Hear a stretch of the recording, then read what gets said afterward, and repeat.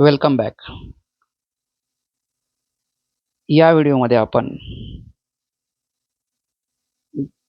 10th science part 2 म्हणजे विज्ञान भाग 2 चा धडा नंबर 2 आहे. सजीवातील जीवन प्रक्रिया भाग 1.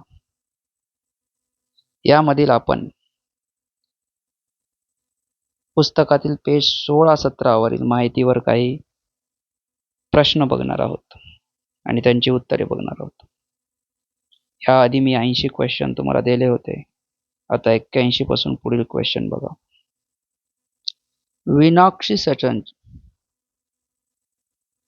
विनॉक्सी श्वसनचे म्हणजेच इंग्लिशमध्ये त्याला काय म्हणतात, एनएरोबिक रेस्पिरेशन किती टप्पे असतात? 2 टप्प्यामध्ये होते विनॉक्सी श्वसन. ऑक्सी श्वसन 3 टप्प्यामध्ये होते. विनॉक्सी श्वसनचा एनएरोबिक रेस्पिरेशनचा पहिला टप्पा कोणता? तर त्याचा पहिल्या टप्प्याला काय म्हणतात, ग्लुकोज विघटन म्हणजे ग्लायकोलिसिस.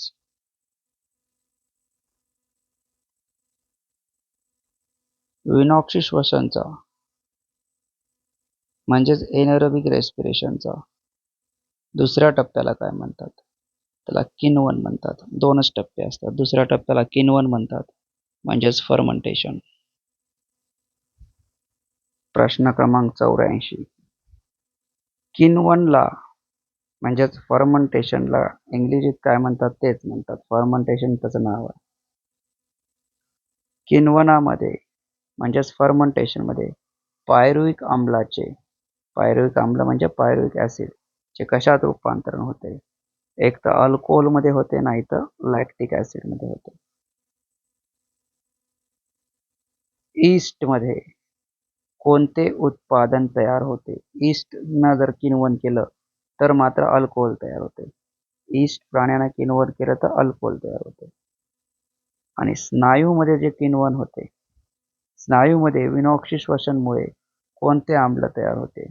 तिथं मात्र लॅक्टिक आम्ल तयार होते.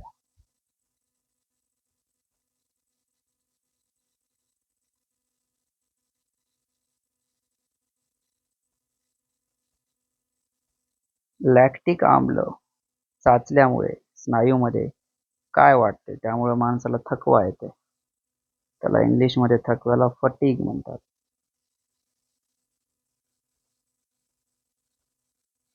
जास्त व्यायामावेळी स्नायूमध्ये कोणते श्वसन होते?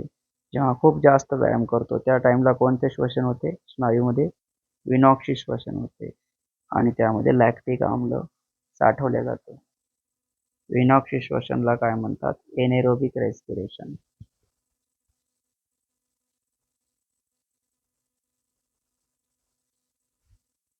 कर्बोदकांचे म्हणजेच कार्बोहायड्रेटचे शरीरात कोणत्या स्वरूपात संचयन होते? संचयन म्हणजे साठवणे. कार्बोहायड्रेट कोणत्या स्वरूपात साठवून ठेवतो आपण? ग्लायकोजन. त्याला इंग्लिशमध्ये पण ग्लायकोजनच म्हणतात.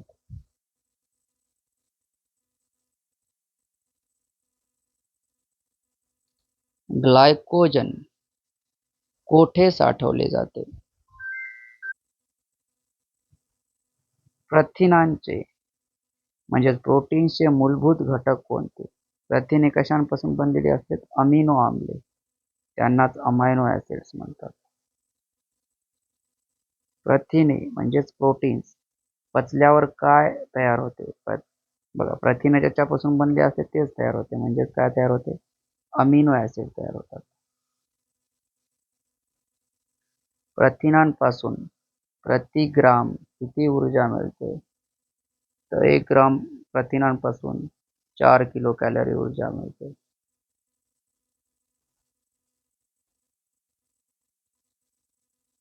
स्निग्ध पदार्थापासून म्हणजेच त्यांना काय म्हणतात? लिपिड्स. प्रति ग्राम किती ऊर्जा मिळते? ते 1 ग्राम स्निग्ध पदार्थापासून 9 किलो कॅलरी मिळते. गरजेपेक्षा जास्त प्रथिने शरीरात साठवली जातात का? तर प्रथिने शरीरात साठवली जात नाही, ते बाहेर निघून जातात. जास्त प्रथिनांचे विघटन होऊन कोणता पदार्थ तयार होतो? जास्त प्रथिनांचे विघटन होऊन कोणता तयार होतो? अमोनिया. अमोनिया पदार्थ तयार होतो.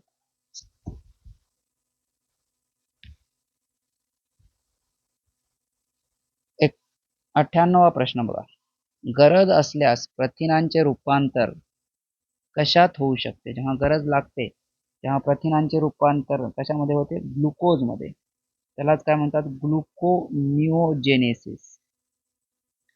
वनस्पती अमिनो आम्ले म्हणजेच अमायनो ऍसिड्स कशापासून तयार करतात? तर अमिनो आम्ले ते त्यांना जमिनीपासून जे मिनरल्स भेटतात म्हणजेच खनिजांपासून तयार करतात.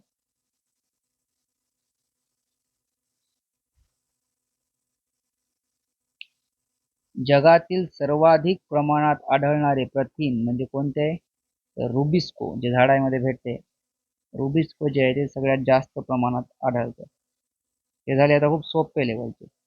आता आपण मीडियम लेवलचे बघू. ग्लायकोजन म्हणजे काय? ग्लायकोजनचं तुम्हाला थोडंसं व्याख्या लिहिल्यासारखी. जास्त खाल्लेले कार्बोदके यकृत व स्नायूमध्ये ग्लायकोजनच्या स्वरूपात साठवली जातात. आता हे सगळे प्रश्न तुम्हाला लिहून घ्यायचे. 81 पासून प्रश्न लिहून आणणे.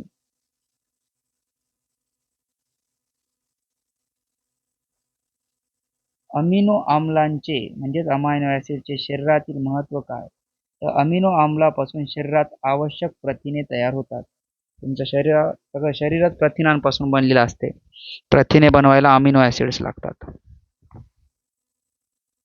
जास्त प्रथिने शरीरात का साठवली जात नाहीत? त्यांचे विघटन होऊन अमोनिया तयार होतो व तो शरीरातून बाहेर टाकला जातो. म्हणून प्रथिने साठवली जात नाहीत, कारण त्यांचं विघटन होऊन काय तयार होते? अमोनिया, आणि ते बाहेर टाकला जातो. रुबिस्कोचे महत्व काय? रुबिस्को काय कामाचं आहे? प्रकाश संश्लेषणात कार्य करणारे. तर प्रकाश संश्लेषण म्हणजे फोटोसिंथेसिस मध्ये ते काम करते.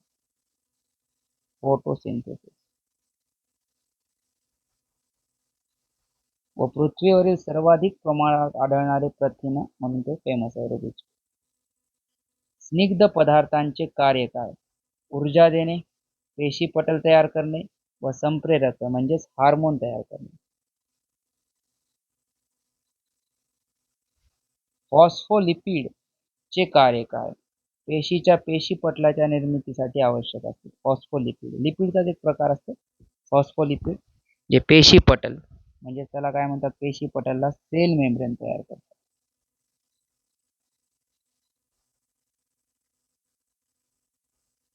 जीवनसत्वे म्हणजे विटामिन्स किती प्रकारचे असतात? तर 6 मुख्य प्रकार आहेत. ए, बी, सी, डी, ई आणि के. स्निग्ध विद्राव्य म्हणजे जे फॅट मध्ये विरघळतात अशी जीवनसत्वे कोणते? तर विटॅमिन ए, डी, ई, के हे कशामध्ये विरघळतात? फॅट मध्ये. जलविद्राव्य म्हणजे वॉटर सोल्युबल जीवनसत्वे कोणते? तर उरलेली 2 विटॅमिन बी आणि विटॅमिन सी हे वॉटर सोल्युबल आहेत. FADH2 व NADH2 तयार होण्यासाठी कोणती जीवनसत्वे आवश्यक असतात? हे 2 पदार्थ तयार करण्यासाठी आपल्याला जीवनसत्व B2 व जीवनसत्व B3 लागते. शरीरात पाण्याचे प्रमाण किती असते? साधारणतः 65 ते 70% शरीरात पाणी. प्रत्येक पेशीत पाण्याचे प्रमाण किती असते? सुमारे 70% पेशीमध्ये पाणी राहते. रक्तद्रव्यात म्हणजे प्लाझ्मामध्ये पाण्याचे प्रमाण किती असते? 90% तुमच्या रक्तामध्ये प्लाझ्मामध्ये पाणी. तंतुमय पदार्थांचे, त्यांना इंग्लिश मध्ये काय म्हणतात? Dietary fibre. महत्व काय? पचनास मदत करतात व मल विसर्जन सुलभ करतात.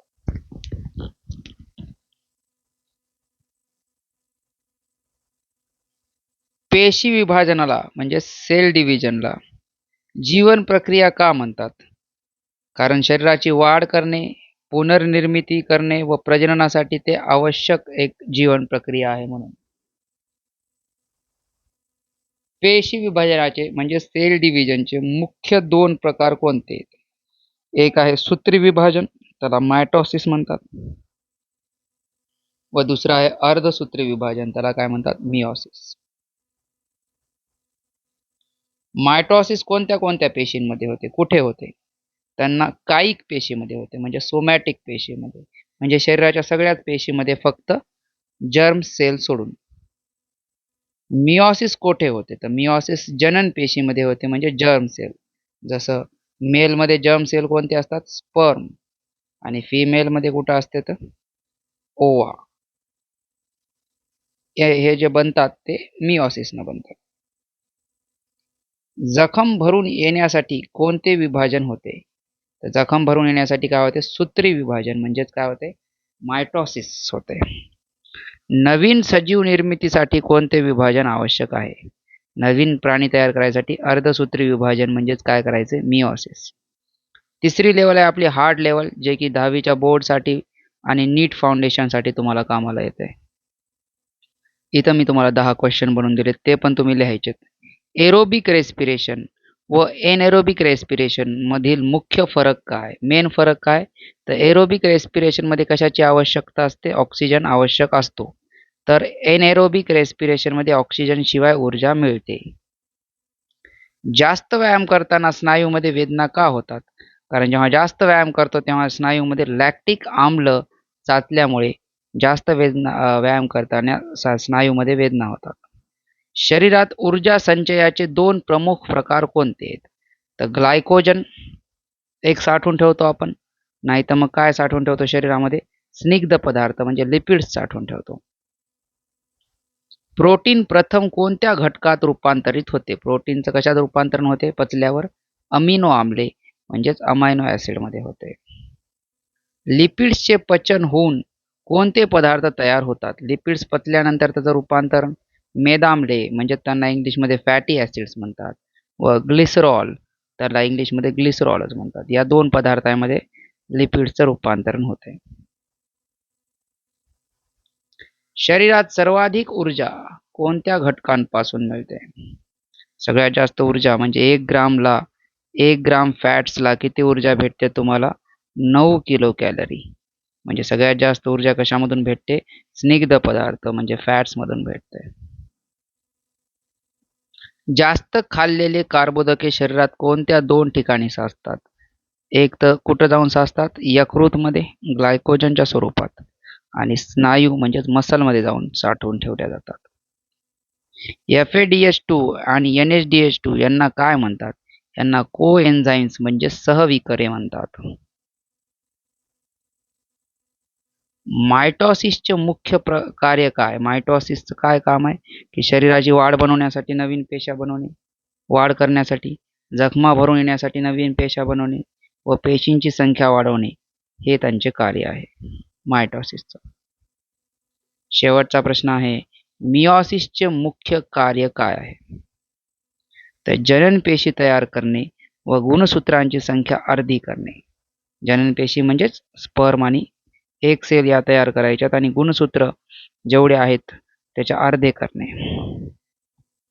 हे मिओसिसचं कार्य आहे. हे सगळे 180 पासून ते 130 प्रश्नापर्यंत हे 50 प्रश्न लिहून आणायचे आणि वाचून यायचे वर्गामध्ये उद्या येताना.